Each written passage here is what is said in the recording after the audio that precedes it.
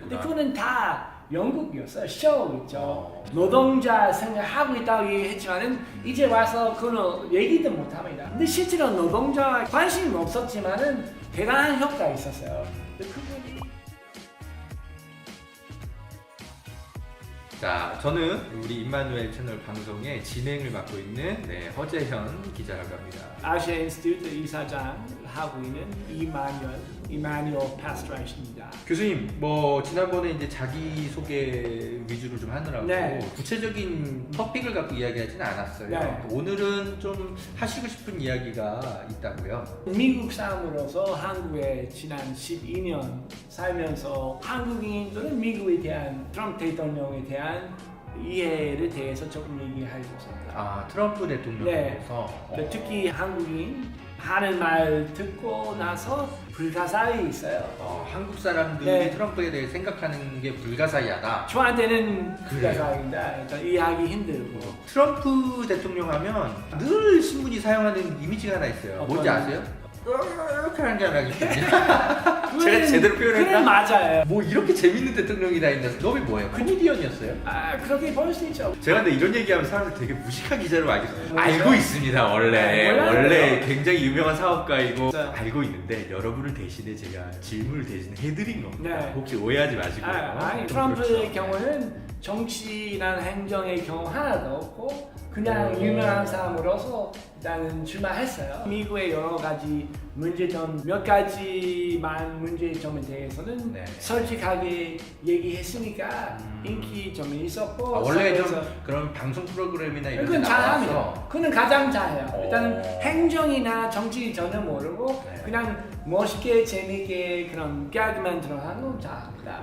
사실은 그래서 이제 저도 물론 이제 기자로서 이제 트럼프 후보일 때 설마 저 사람이 대통령에 당선될까라는 생각은 있었어요. 약간 무슨 저런 똘끼 있는 아저씨가 다 있나. 미국 사회에도 굉장히 충격이었죠. 충격입니다.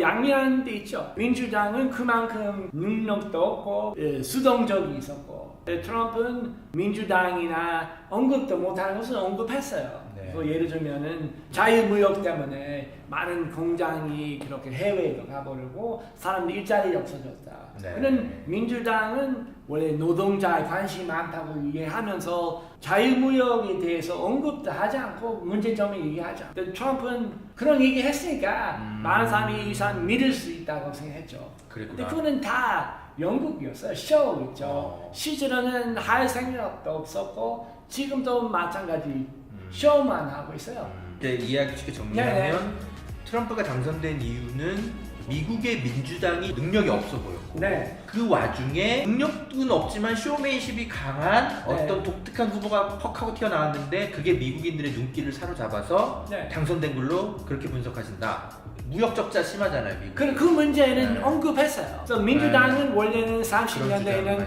노동자 생각하고 있다고 얘기했지만은 이제 와서 그거는 얘기도 못합니다. 그래서 트럼프는 얘기했고 근데 실제로 노동자와 관심이 없었지만은 대단한 효과가 있었어요.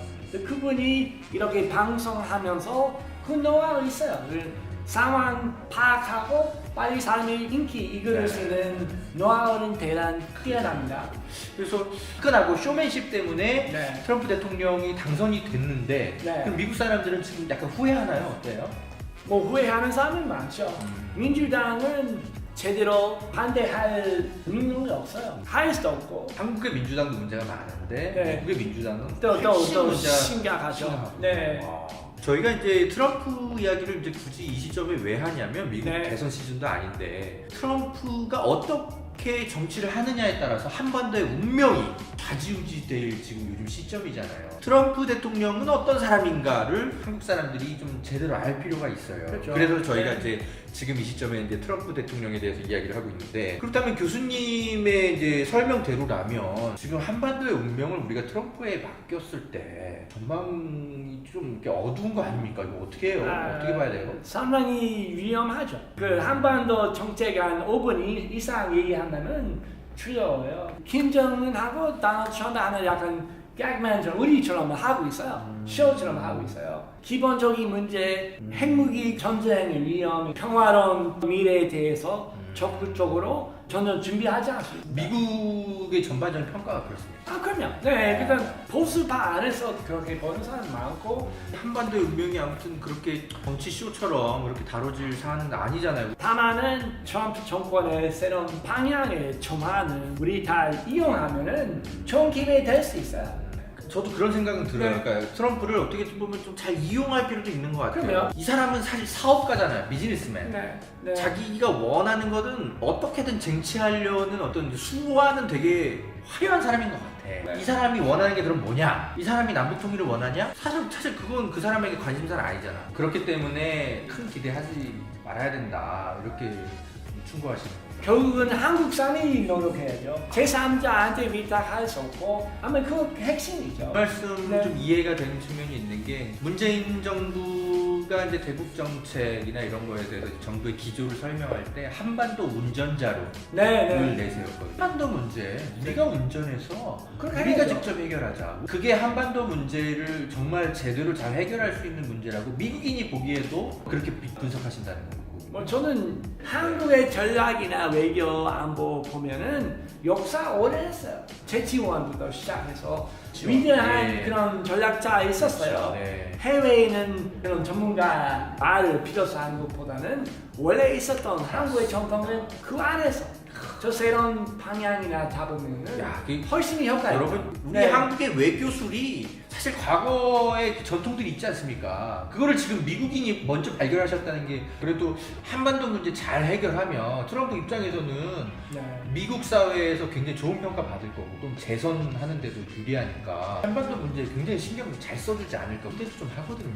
네. 어떻게 보세요? 단기적인 효과 있을 수 있죠. 성공적으로 북한하고 교류를 시작한다. 그런 의미에서 그렇지만은 네. 트럼프하고 주변 사람들은 한반도에 큰 관심 없고 주로 중국과의 관계에 관심 많고 외교 안보에 활용할 수 있는 도구로 생각하는 사람 많고 근본적으로는 중국 문제에 더 관심이 네, 많다. 그렇죠. 그래서 아. 무역도 그렇고 군사 외교 안보도 그래요. 북한을 미국 쪽으로 끌어온다면은 중국에 좀 불리하고 중국의 분리 네, 안정이 있을 수 있고 북한마저 미국으로 나오고 이런 자원이나 그다음에 싼 노동력을 미국에 활용해서 미국의 동북아의 자기 존재감을 좀 뭐 강화시킬 수 있고 일본하고 한반도 그다음에 호주이나 같이 해서는 다시 미국의 강한 모습을 그렇구나. 보여줄 수 있다 그런 생각이 딱 그런 도구적 목적으로 한반도 평화 얘기하고 네. 북미 정상회담 준비하고 이 중국 문제 해결에 더 관심이 많고 그래서 그런 말씀하셨구나. 이 한반도 문제 해결하는 데는 자꾸 트럼프에 기대지 말고 한민족 스스로가 중심이 돼서 해결하려고 해야 된다라는 의미가 이제 그런 뜻으로 하시는 거군요, 교수님.